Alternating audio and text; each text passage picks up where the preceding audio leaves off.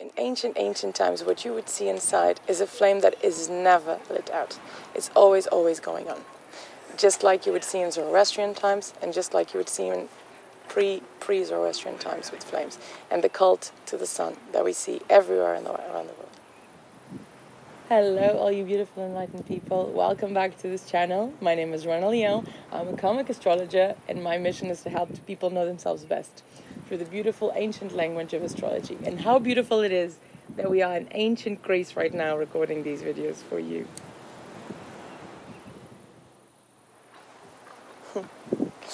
Alright, so here we are at Delos, the most sacred island in the Greek islands. So sacred that when the Persians invaded Greece in general, they decided not to attack this island out of the feel they had from the ocean of how sacred it was.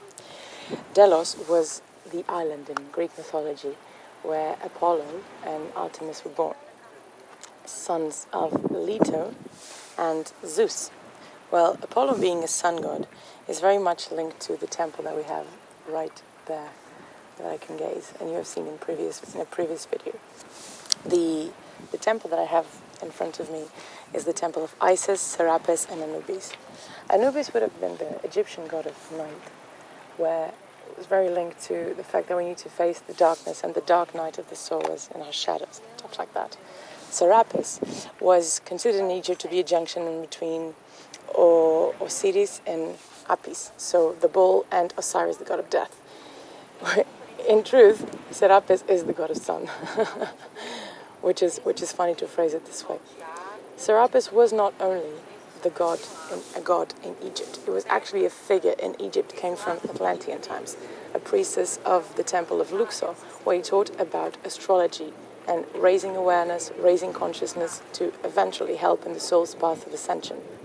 Serapis then migrated from Egypt when government got corrupted and funded this very island that we sit on right now, the island of Delos, where he started teaching astrology in that very same temple with so many schools around this place.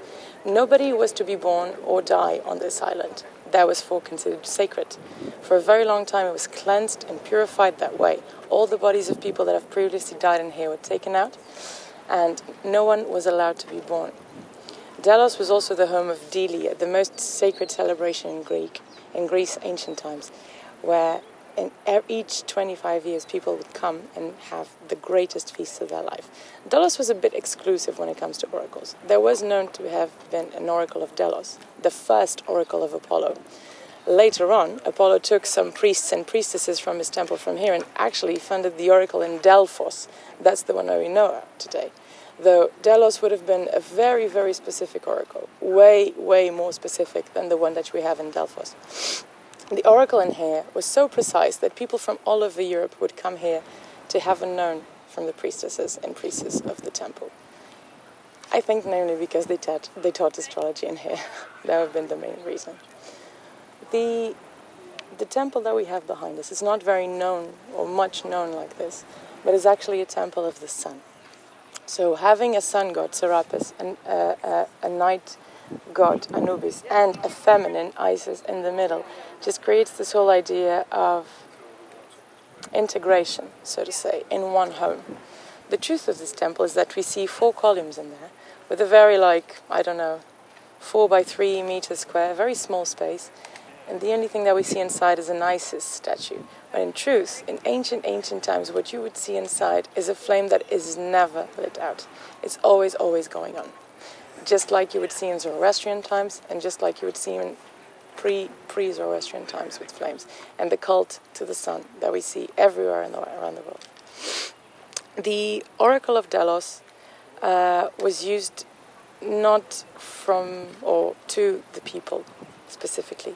It was mainly used for people with higher standards in society, such as lords or governors or that sort of thing.